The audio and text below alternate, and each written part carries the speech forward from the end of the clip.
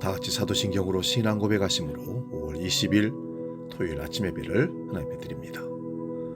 나는 전능하신 아버지 하나님, 천지의 창조주를 믿습니다. 나는 그의 유일하신 아들, 우리 주 예수 그리스도를 믿습니다. 그는 성령으로 잉태되어 동정녀 마리아에게서 나으시고 본디오 빌라도에게 고난을 받아 십자가에 못 박혀 죽으시고 장사된 지 사흘 만에 죽은 자 가운데서 다시 살아나셨으며 하늘에 오르시어 전능하신 아버지 하나님 우편에 앉아 계시다가 거기로부터 살아있는 자와 죽은 자를 심판하러 오십니다. 나는 성령을 믿으며 거룩한 공교회와 성도의 교제와 죄를 용서받는 것과 몸의 부활과 영생을 믿습니다. 아멘.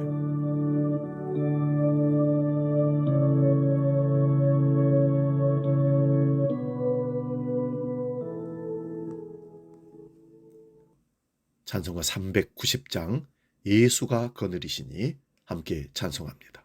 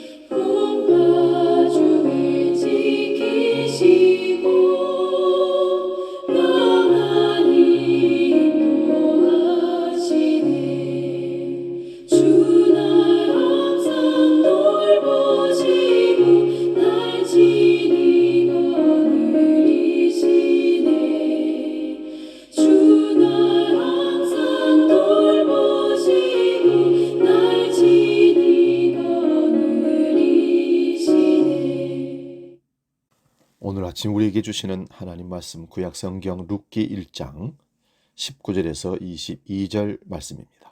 구약성경 403면에 있는 룻기 1장 19절에서 22절 봉독할 때 살아계신 하나님의 음성을 들을 수 있기 바랍니다. 19절부터 지금 봉독합니다.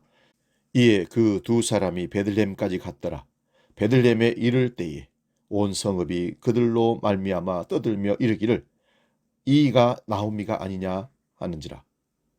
나오미가 그들에게 이르되 나를 나오미라 부르지 말고 나를 마라라 부르라.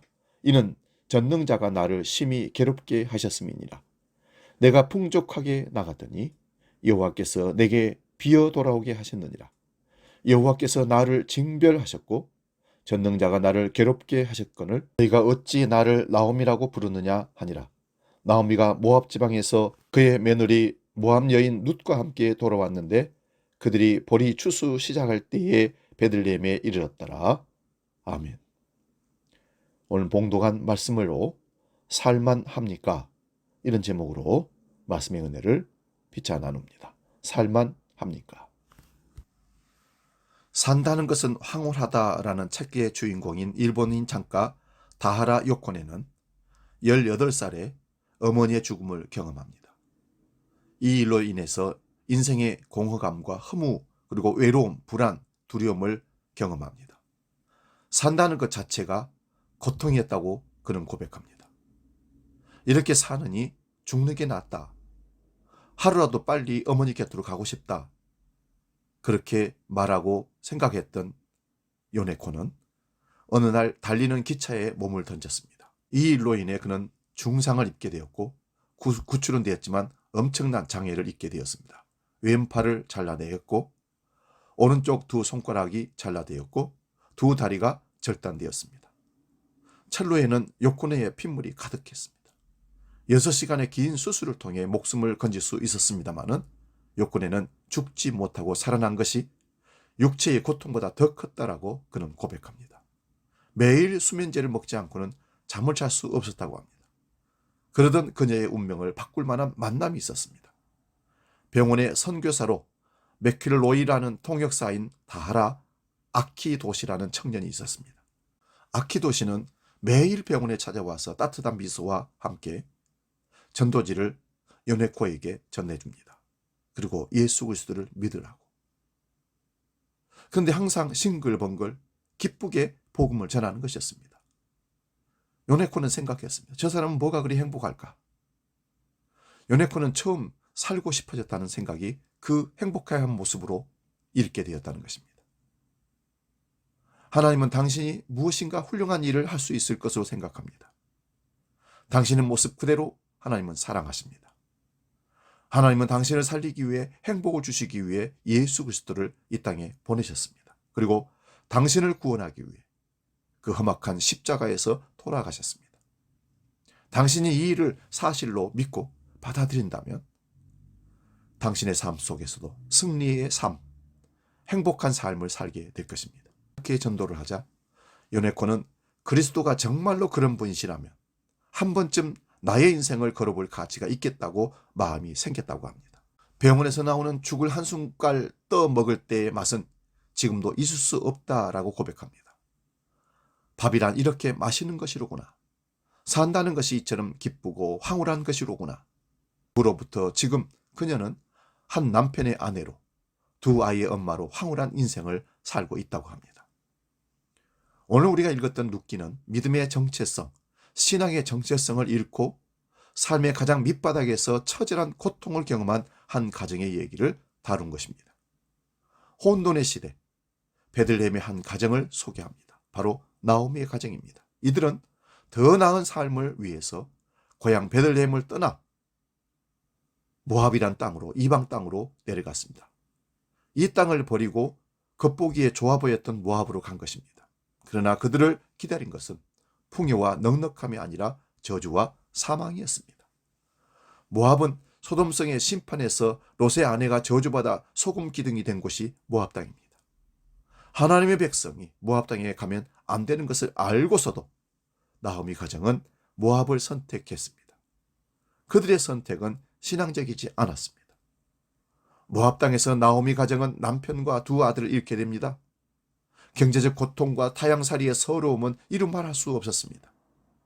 우리는 무엇을 하든지 어떤 선택을 하든지 믿음 안에서 해야 하고 믿음으로 해야 한 줄로 믿습니다. 모압에서 큰 고통을 겪고 나오미는 고향인 베들레헴으로 돌아오게 됩니다. 말 그대로 모든 것을 탕진하고 잃어버린 상태에서 돌아온 것이죠. 나오미가 다시 떠났던 베들레헴으로 고향으로 돌아온 이유는 단순히 먹고 사는 문제가 아니었습니다. 그것은 영적인 목마름이었습니다. 삶의 문제를 세상의 방법이 아닌 믿음의 방법, 영적인 방법으로 풀기 위해서였습니다. 오늘 본문에서 전능자 여호와를 반복적으로 표현한 것은 나오미의 신앙 고백입니다. 나오미는 베들레헴에 돌아왔지만 여전히 피곤한 삶의 연속이었습니다. 하나님은 나오미 가정에 위대한 일을 준비하셨습니다. 나오미와 룻이 경험하게 될 일들이 우연히 찾아온 것이 아닌 하나님의 준비하셨습니다. 룻은 보아스와 결혼을 하고 오벳을 낳습니다. 고통이 희락이자 즐거움인 나오미로 바뀌었습니다. 이후 오벳은 다윗의 중조부가 되고 예수님의 조상이 됩니다. 우리가 지금 사는 계절은 봄이지만 우리 삶은 여전히 엄동설한인 경우가 있습니다. 그런 분들이 있다는 것입니다. 우리가 무엇을 하든지 믿음의 눈으로 보고 믿음으로 해석하며 믿음으로 살아갈 때 하나님은 그의 선하심으로 우리를 이끄실 줄로 믿습니다. 왜 우리는 봄을 살지만 겨울을 느끼며 살까요? 하나님이 내 안에 계시지 않고 나 혼자 살아간다고 착각하기 때문에 그렇습니다. 불신입니다. 비록 겨울에 살다 할지라도 봄, 따뜻한 꽃피는 풍성한 봄을 사는 사람도 있습니다. 하나님의 은혜 안에 있음을 느낄 때 우리의 삶은 항상 봄일 줄로 믿습니다.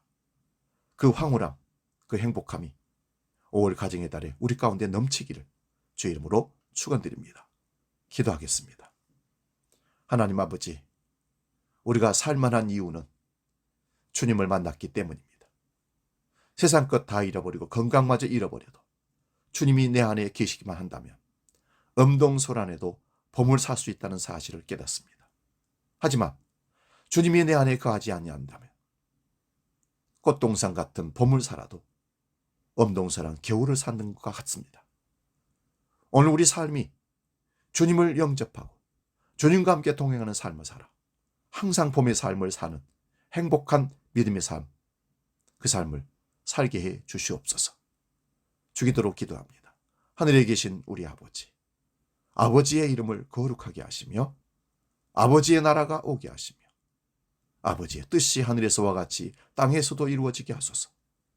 오늘 우리에게 일용할 양식을 주시고 우리가 우리에게 잘못한 사람을 용서하여 준 것 같이 우리 죄를 용서하여 주시고 우리를 시험에 빠지지 않게 하시고 악에서 구하소서. 나라와 권능과 영광이 영원히 아버지의 것입니다. 아멘.